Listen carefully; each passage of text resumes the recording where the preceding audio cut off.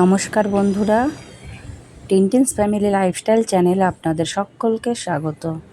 আজ বানাবো মূলো শাক ভাজা। দেখুন, আমি মূলো শাকগুলোকে কিন্তু খুব ভালো করে ধুয়ে নিয়েছি এবং একেবারে সুন্দর করে কুচিয়ে কুচিয়ে কেটে নিচ্ছি। আমি গোড়াগুলোকে কেটে ফেলে দিয়েছি।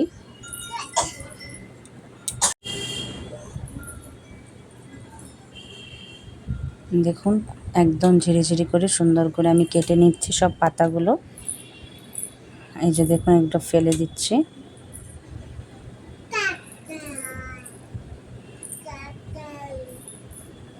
বন্ধুরা, প্রত্যেককে ভিডিওটি পুরো দেখার জন্য অনুরোধ রইল, কেউ স্কিপ করে যাবেন না বন্ধুরা। এই মূলো শাক ভাজা কিন্তু খুবই ভালো লাগে। দেখুন, আমার সব পাতাগুলো কিন্তু মূলো পাতাগুলো সব কাটা হয়ে গিয়েছে। আমি আবারও একবার ভালো করে ওয়াশ করে নেব।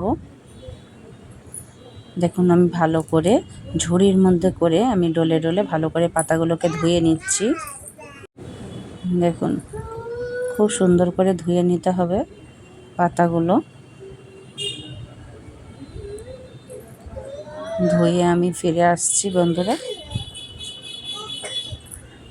দেখুন, আমি সব পাতাগুলোকে তুলে নিয়ে একটি গামলাতে রেখে দিচ্ছি। যেইটুকু জল এক্সট্রা রয়েছে ঝরে যাবে ভালো করে।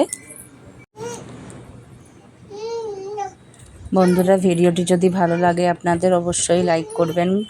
কেমন লেগেছে অবশ্যই কমেন্ট করে জানাবেন। সাবস্ক্রাইব করে দেবেন যদি কোনো নতুন বন্ধু হয়ে দেখে থাকেন।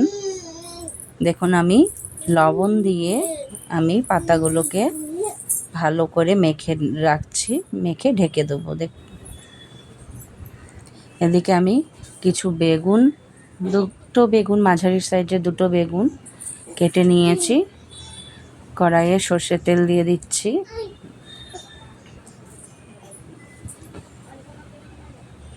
দুটো ফাটানো শুকনো লঙ্কা দিয়ে দিচ্ছি আর কালো জিরে ফোড়ন দিয়ে দিচ্ছি। ফোড়ন গরম হয়ে গেছে, ভালো করে দিয়ে দিলাম কেটে রাখা বেগুন। ভালো করে বেগুনগুলো ভাজতে হবে।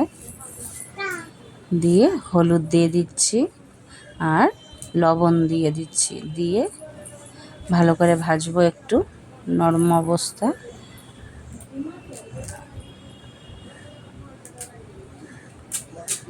দেখুন, প্রায় নরম হয়ে গিয়েছে। এইবারে দেখুন, আমি পাতা থেকে আরও জল বেরিয়েছে, সেই জলগুলোকে নিংড়ে তারপরে পাতাগুলো আমি দিয়ে দিচ্ছি।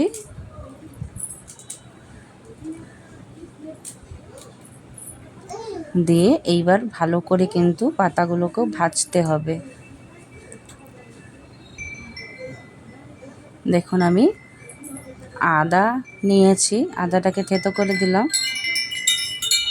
আদাগুলো কিন্তু আমি দেব না, আদার রস দেব, মানে আদার জলগুলো আমি একটু জল দিয়ে আদার জলগুলো বের করে নিলাম। আদার জলগুলো এটার মধ্যে দিয়ে দেব।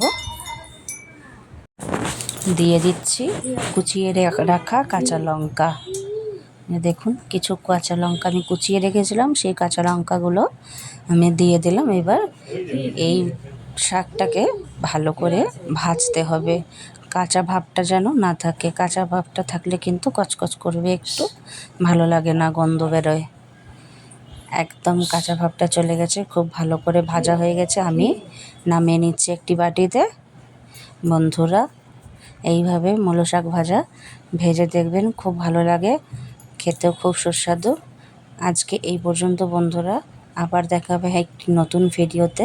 তখনকার জন্য সবাই সুস্থ থাকবেন, ভালো থাকবেন। এখনকার জন্য বাই বাই।